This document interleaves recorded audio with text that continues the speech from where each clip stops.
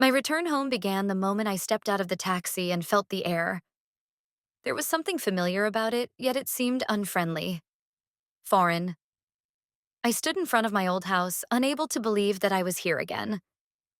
Everything around me looked exactly as it had 10 years ago. Snowflakes covering the ground, wet sidewalks piled with salt and dirt. The suitcase in my hand felt heavy, and my steps seemed sluggish, as though I was dragging not only my belongings, but also the years that had passed, leaving no trace behind. When I reached the gate, something made me stop. It was small, unnoticed, yet strange. There was a car in my parking lot, a black SUV, shiny and new as if it had just been brought in from the dealership. I looked around. No such car in sight. My street had always been quiet, and cars like that were rare here. All the vehicles around were covered in a layer of dust and dirt, but this SUV was spotless. My heart skipped a beat, and I felt a strange coldness in my chest.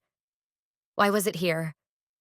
It was at that moment I realized something had changed, but I couldn't figure out what exactly. I walked into the house, sensing that unfamiliar car lingering in my mind, as if its presence here disrupted everything. Inside, I was greeted by the familiar scent. The warm air filled with cinnamon and coziness, so strongly associated with my mother, with my childhood. But something was off. I opened the door, and the first sound I heard was my mother's laughter coming from the kitchen. It was the same as before, but it seemed to carry a lightness I didn't remember. As if she were laughing in a way that wasn't quite genuine, not like always. I entered the kitchen, and there stood a man, tall, middle-aged, with a very calm, almost serene gaze. He was standing next to my mother, who was saying something to him, her voice carrying an unusual softness. In that moment, I couldn't figure out who he was, but I felt how his presence filled the space. He didn't seem out of place. On the contrary, it felt as though he had always been here, in this house, and I simply hadn't had enough time to understand who he was. He noticed me first and, without turning away, looked me straight in the eyes. That look, it wasn't cold, but it still made me feel uneasy. I tried not to show that it bothered me walking past him, but something inside told me that everything had changed, and I couldn't understand why. The house I returned to seemed the same as before, but something had changed in it. The walls painted the same soft beige color, the floor slightly creaking with age, and that familiar scent of cinnamon that always filled the air when my mother cooked in the kitchen. Everything was familiar, yet there was something foreign about it, as though I were standing in a room where no trace of me remained, and the entire space felt alien. I climbed the stairs to my room. The books, as always, stood on the shelf, each in its place. My old notebooks lay on the desk, dusty with yellowing pages. In the corner stood the chair where I always left my bag. Everything looked as though I had never left, as if time had frozen in this room. But I could feel it, the passage of time. It had gone by so quickly that now all these things seemed no longer mine, but part of another world that no longer existed. I sat on the bed and pondered. Who was this man? Why was he in our house? It seemed like nothing had changed, but why did everything suddenly feel so distant and foreign? I tried to regain the familiar sense of calm, but in my mind, there was only one question. What had happened? I couldn't understand why his presence in the house bothered me so much. After all, he wasn't evil. He wasn't an intruder. Just calm. Too calm. As if he belonged in this house and I didn't. I wanted everything to be as it had been before. But I couldn't shake the feeling that this man was part of some new reality I hadn't yet assimilated into. And every glance he gave me, that look he threw at me in the kitchen, made me feel like I had no right to be here. I stood at the threshold of the kitchen, wondering how to approach and start a conversation with my mother. She was at the stove, stirring something in a pot, and her face showed that she was in her own world. I remembered how, as a child, I would stand behind her, watching her cook, and how easy it had been to fall asleep to her gentle chatter. But now something was off. I couldn't focus on her words because he was there. The same man. He stood next to her, as though he had always been part of this scene. But to me, he was something new, something that disrupted the familiar order. He appeared so calm, almost friendly, as though he belonged here, and I felt like my presence had suddenly become unnecessary. He noticed me before I could look away, and his eyes met mine. His gaze was direct and composed, as though I wasn't a mystery to him. But I couldn't muster a single word. It was as if everything I knew about this house had suddenly been questioned. My mother smiled at me, not noticing how strangely I was behaving, and continued talking to the man. His calmness seemed strange and foreign to me, and every gesture, every glance in my direction felt unnatural. I tried to collect my thoughts, but I couldn't. When he turned toward me, his face was neutral, but there was a certain mystery in his eyes that I couldn't understand. He said something short and seemingly meaningless. "Hello." His voice was as calm as his gaze, and it irritated me. I couldn't find the words to respond. I simply nodded and quickly made my way toward the dining room, hoping that this would somehow fade away. But inside me, the feeling grew stronger that something important was slipping away, and I couldn't stop it. In the evening, I returned to my room, but I couldn't shake the feeling that the world around me had changed. Everything was the same. The old posters on the walls, the shelf of books, my favorite armchair that once served as my refuge from all worries. But now, this world felt distant, as if I had returned to a foreign reality that resembled my past. I sat at the desk, opened one of the notebooks, but I couldn't concentrate. My thoughts were consumed by him, the man who had been in our house. It seemed as though my mother didn't notice how I had changed, and she continued to be as caring and warm as ever. But in her laughter, in her movements, in the way she looked at him, I sensed something new, something that hadn't been there before. They had grown close, and it frightened me. It felt as if I had come back to a house where I no longer existed. I couldn't summon the strength to ask my mother who he was. All I could manage was to avoid his gaze and feel the growing confusion and disorientation within me. I looked around my room again, trying to catch sight of something that would help me recapture the old feeling. But I couldn't find it. I could tell myself that this was just the result of a long absence, but I couldn't shake the sense that something had changed inside the house. He was part of that change, a foreign part that had become a part of my life uninvited. How could this be? Why did I feel like I was losing something important? All I could see was her happiness. She seemed so content, so at peace. And it tore me apart from the inside. I couldn't escape the thought that this man had been here for a long time. Maybe even before my return. Or maybe he was part of her life. Something I hadn't noticed when I had left. I tried to think rationally. This could simply be part of the changes that inevitably happen when people grow older. But why did I feel like all of this had lost its meaning for me? The morning was quiet. I woke up with the feeling that everything around me wasn't quite mine. It was a strange sensation, hard to put into words. The familiar light filtering through the curtains, the smell of coffee from the kitchen, but something was off. Everything was too quiet, too still. My mother had left for work early, as usual. But her absence didn't bring any relief. On the contrary, when I found myself alone in the house, the strange anxiety that I couldn't understand gripped me even more. At first, I thought it was normal. After a long absence, it always takes time to get used to familiar things.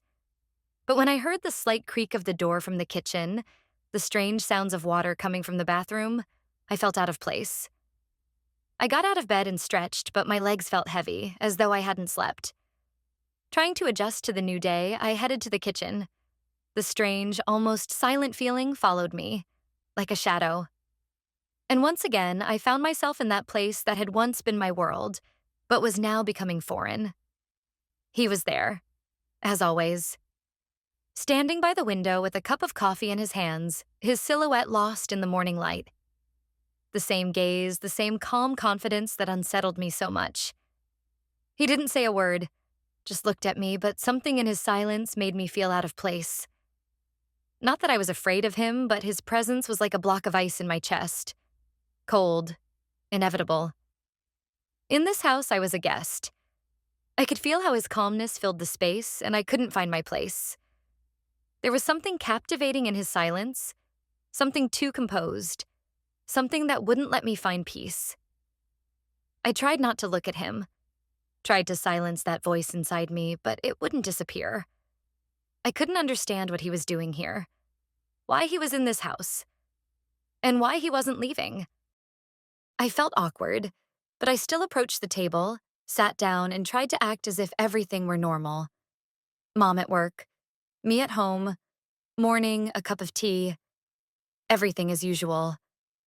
But I couldn't shake the feeling that every glance from this man made me feel out of place, and that everything around me now felt like a foreign space where I didn't belong. At first, it seemed like just an oddity after coming back home, but the longer I stayed in this house, the more I felt everything had changed. And this man was part of that change. I could no longer stay in that house. The feeling of being a stranger in my own life wouldn't let go, so I decided to step outside. To breathe. A walk through the park, past familiar buildings and old trees, seemed to bring me back to a time when everything had been simpler. A time when I could walk step by step, thinking only about what lay ahead of me. The snow covering the paths crunched underfoot, and the fresh air rushing into my lungs gave me a moment of peace. Around me was a world I knew, and that meant I could still regain the feeling that this was my world.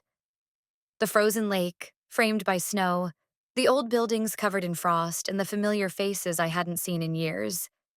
It seemed like everything had stayed in place. But thoughts of the man wouldn't leave me. Who was he? Why couldn't I shake the feeling that everything in my life had changed the moment he arrived? He was like a wall, standing between me and everything I once knew. I walked along the snow-covered paths of the park, trying to make sense of everything. He wasn't a bad person, and I didn't want to think of him as something foreign. But every time I saw him, I felt how he shifted the space around me, as if that house, my parents, and everything that had once been important to me now belonged to him. I couldn't understand why he wouldn't leave me alone. After all, he was just part of my mother's new life. But why did this foreign element seem so significant? Why did every glance from him make me feel like something important had gone irretrievably? That something had been lost and I couldn't get it back? Suddenly, I became so cold that I stopped. I needed to go back home, to return to that place that had once been mine. I hadn't even noticed how tired I was. Maybe I wasn't looking for answers, but just wanting to feel that I was home again, even if just for a moment. But something inside told me that I would only find the answers when I could figure things out within myself. I turned around and walked back. When I returned home, the house seemed the same, but I already knew that everything had changed. I took off my shoes and headed toward the living room, where that same man greeted me once again. He stood by the window, seemingly unaware of me, his gaze fixed on something in the distance, as though he had been part of this house for many years. I stopped at the threshold. In that moment, he turned and looked at me. His gaze was the same, calm, but there was something in it that made me feel as if everything around me was beginning to crumble. I stood there, not knowing how to behave, how to respond to everything that was happening. I tried to ignore his presence, but with each step it became harder. He was there, an inevitable part of the new reality, and I couldn't find my place in this reality. My thoughts were like a restless wind, offering no peace. How could I feel at home when this man had become part of the space that had once been mine? Why couldn't I forgive myself for this feeling of alienness? I looked at his face, trying to find an answer in it, but found nothing but silence. He was part of all of this. I was out of place here. Thoughts swirled in my head, but I couldn't put them into words. Every glance from him, every movement seemed like a reminder that I was no longer the master of my own world, that I couldn't reclaim the home I had once believed in. Everything I had loved now seemed lost, dissolved in this strange presence. He glanced at me again. There was something in that look, and I understood that his calmness left no room for me. He had taken this house as his own. I was just a random guest here. Without saying a word, I stepped aside. I couldn't stand before him any longer. It was as if there was no point in trying to reclaim what had already been lost. The evening came quickly, as if it were hiding everything that had happened before. We sat at the dinner table. My mother, as always, was in her element, talking about plans for the weekend, the holidays, as if nothing had changed. But I could feel how everything inside me was tightening. All these conversations, all her smiles and usual questions, felt alien, distant, as if I weren't in the right place. My mother talked and I listened, but my thoughts were far away. In his presence, I couldn't relax. He sat next to me, calm, almost imperceptible, as though we had all known him for years and were one family. But I couldn't find my place. It felt like trying to swallow something too bitter to digest. I tried to eat, but every bite of food felt like a stone in my chest. His gaze was on me, even though he gave no sign that I should feel uncomfortable. My mother kept talking, not noticing how I was behaving differently from usual. She continued to speak and laugh, and I felt her world drifting away from me. The mother who had always been there now seemed to be talking to someone I didn't know. Everything she said was full of joy, but I struggled to share her enthusiasm. That man, his calmness, his composure, he seemed like he had been a part of this house for a long time, and that bothered me. His gaze wasn't hostile or aggressive, but it was balanced, peaceful, as though his place in this house had been decided. And I was the one who no longer belonged.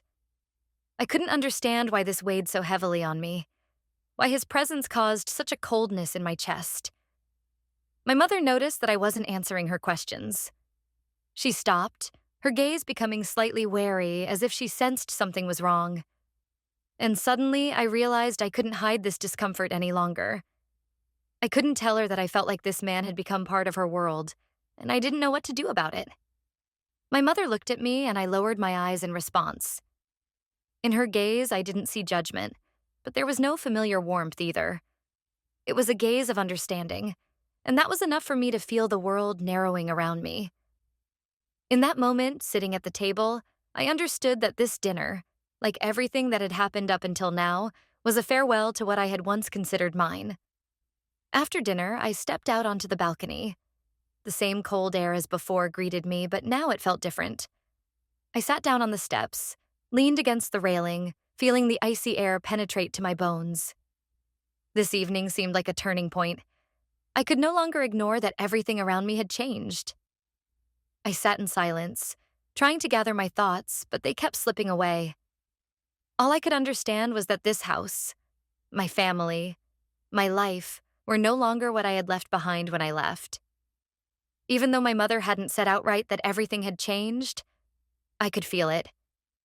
She didn't judge me, but her gaze, full of understanding, spoke more than 1,000 words. The man. I couldn't get him out of my mind. He was here, part of this house, part of her world. And something inside me screamed that he wasn't just a random guest. He had become something more. I couldn't understand why his presence bothered me so much. I didn't know what to do with it, how to accept this change I hadn't expected, hadn't wanted. In that moment, he appeared. He was sitting on the steps next to me, calm as ever. I didn't turn to him, but I could feel his gaze on me. He didn't say a word, but I felt as though he knew what was going on inside me. He was a part of all of this, and I couldn't be a part of this world. I was an outsider, unable to find my place. He leaned forward slightly, and his voice had something light but precise in it. "Your mother is happy." It was a simple observation, but it made me feel something tighten inside me. Yes, she was happy. She was calm and confident. And it was exactly this feeling of calm and confidence that wouldn't leave me alone. I couldn't understand what to do with this knowledge. "I know," I replied, still not turning to him. I don't know what I meant by saying that, but it made me feel a little lighter. In his presence, I felt something within me start to loosen. Not all the questions had answers, but maybe that was the point. Sometimes you don't need to know what's happening in order to move forward. He was silent. I stayed sitting on the steps, feeling the cold seep into my thoughts. But now, in that cold, I realized one thing. I could no longer stay in the past. Life had changed, and I needed to move forward, accept it, and let go. I got up and, without looking back, went back inside. That evening remained in my memory as the moment I realized I had to move forward, even if not everything inside me was ready for it. Mom came home late, and her gaze, as always, was full of gentle kindness. But tonight there was something different in it, something deeper that made me feel as though she knew exactly what was happening.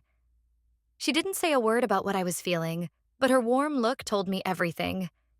When she walked into the room where I was sitting, I suddenly understood that I couldn't keep hiding from myself.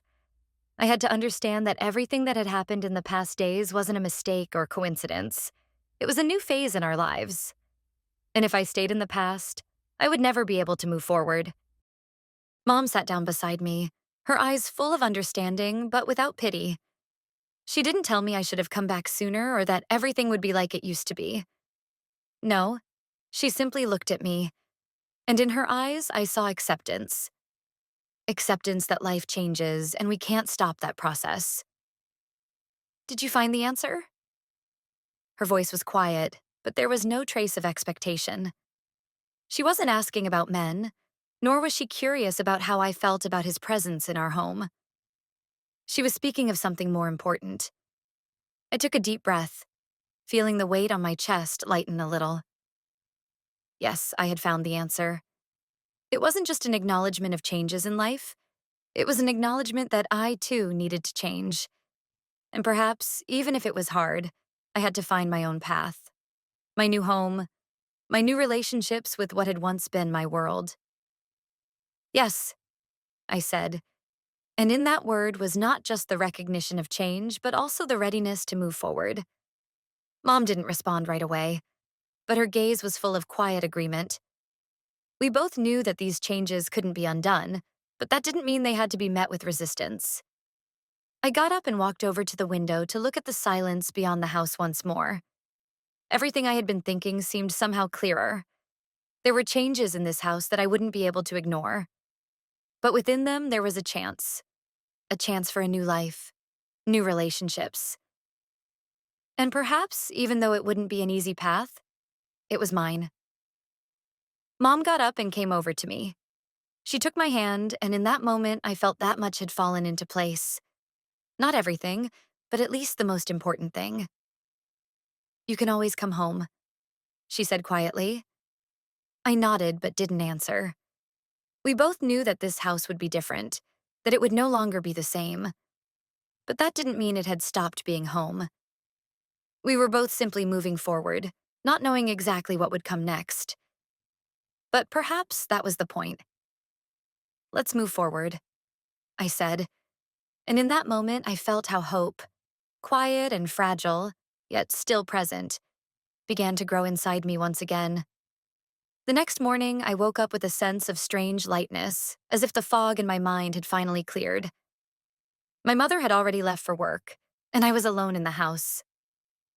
Last night's conversation, her gaze, everything seemed to have come together into a single picture that I could now fully see.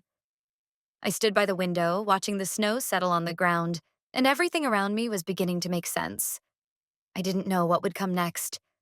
All these changes, the man in the house, and what was happening with my mother, all of it was part of something new that I still couldn't fully comprehend.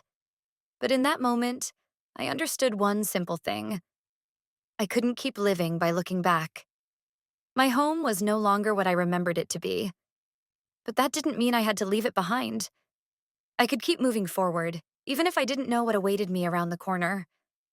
I looked at my old belongings on the shelves. They were the same as before. But I felt that they no longer belonged to me. It wasn't betrayal. It was liberation. I understood that I now needed to find my own way, my new path. I looked out the window again, and the snow continued to fall, slowly, without haste. At that moment, it seemed to me that the world around me wasn't rushing either, that it was giving me time to figure myself out. I knew that my life would be different. But maybe this change wasn't as scary as I had thought. It was simply part of the process, part of how I was learning to live with what was leaving and with what was coming. I walked over to the table where my old letters were lying and began sorting through them. I found one that I had written to myself the day I left. I didn't remember what it said, but as I read it, I realized it was a letter of hope. Hope for the future, for everything to get better. And now, years later, I felt that this hope had been true. I looked at my phone, where there were several unread messages from friends, and realized that I needed to move forward. There was still something left, something important, and I could still find my way. This wasn't the end. It was a new beginning, and I was ready to accept it. With deep determination, I got up and headed for the door. The world outside was just as it had always been, and although I still didn't know what would come next, I felt that I was now ready for it. Everything had changed, and I had changed with it. And perhaps this was the very change I had been waiting for all along. Several months passed.